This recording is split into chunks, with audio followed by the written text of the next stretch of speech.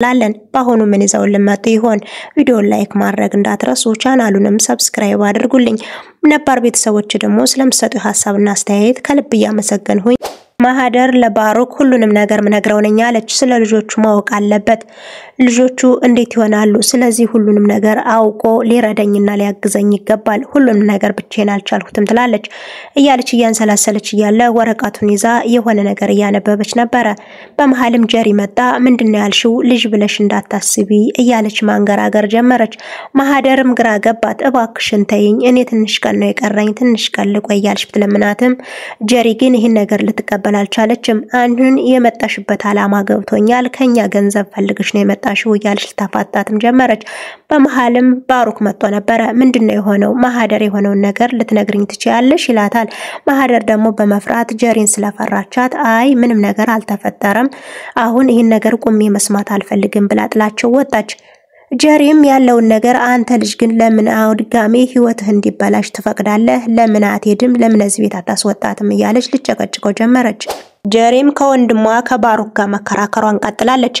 ወንድሜ ባክህን አንተ ልጅ ገንዘብህ ልትበላን የመጣችው አታስጠጋት እያለች እሱ ባይሆን አንድ ጊዜ ምን አለበት ብትረጃት እያለ ቢያስረዳትም በፍጹም ሊገባት አልቻለም። ከቅድም ኃይለኝነቷ እየጨመረ መጣ። እሱም ከሷ ጋር ከተጨቃጨቀ በኋላ ወደ ክላሱ ገብቶ ለጓደኛው ደውሎ ነበር። ባሩኬም አንተ አሁን ሰሞኑን ከቤቴ ብዙ ነገር እየተፈጠረ ይገኛል፣ ግን ቀስ አድርጌ ፈተዋለሁ ይለዋል። ከዛም ወክል አድርግ ብሎ ወደ ውጭ ባሩክ ልዝናና ብሎ ወደ ውጭ ሲወጣ ዮናስን አገኘው። ዮናስ አውቀሃለሁ ልበል ይለዋል። ዮናስ ደግሞ መናገር አልፈለገምና እኔ እንጃ እንተዋወቅ ይሆነኝ ይለዋል። በዛውም ተዋውቀው በቃ ሌላ ጊዜ ስለ ማህደር ልጠይቀ ነበር ይለዋል። ማህደርን ታቃታለህ? መቼ ነው እንዴት ነው ግንኙነታችሁ ብሎ ሲጠይቀው መናገር አልፈለገም፣ ጊዜ እንደሌለው ነገረው። ከዛ በኋላ ስልክ ተቀያይረው ተለያዩ። ጀሪም ዮናስን ቀጠረችው። ጀሪና ዮናስ ተዋውቃላቸውና ልታወራው ፈለገች። ስለ ማህደር ልጠይቀውና ነገሮችን ሁሉ እሷ እንዳበለሻቸው ማህደር እንዳልተመቻት ሁሉም ነገር ትነግረዋለች። ዮናስም ሁሉን ነገር ሰምቷታል። አንቺ ግን መቼ ነው ምቀኝነትሽ የሚለቅሽ? ለሰዎች እንታክልም ደባ ምትሰሪ ለምንድነው? ወንድምሽን ታፈቅሪዋለሽ ወይ? እንዴት ነው ነገሩ? ያለ ሊያፋጣት ጀመረ። ጀሪም ማህደርን አጣብስሃለሁ፣ አንተ ልጅ ከሱ ጋር እንድትለያይ ፈልጋለሁ፣ ግን አንተ እንድትጣብሳት ፈልጋለሁ። የእውነት ባጣብሳትም ግን ከባሩክ ጋራ እንደተለያዩ በደንብ ቸክ ማድረግ አለበት። ስለዚህ ግንኙነታችሁ አብሮ መቀጠል አለበት ትለዋለች።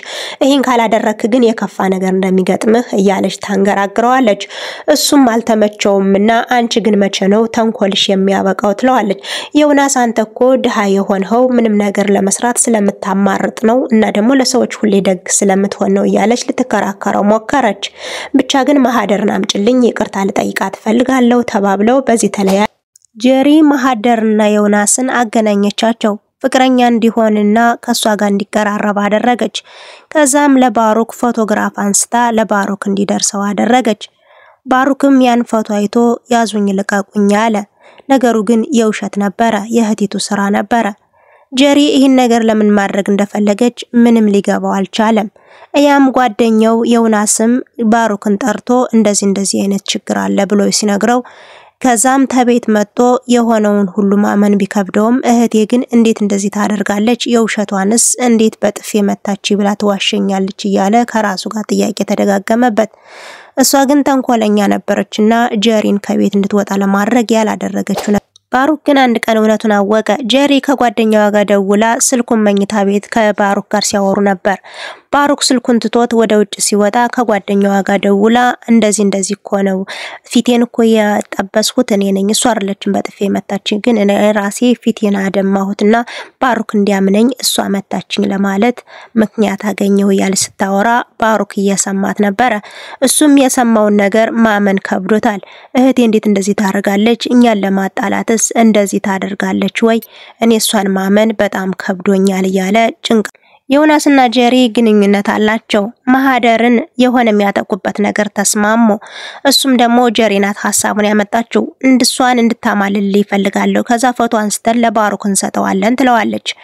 እሱም ተስማማ።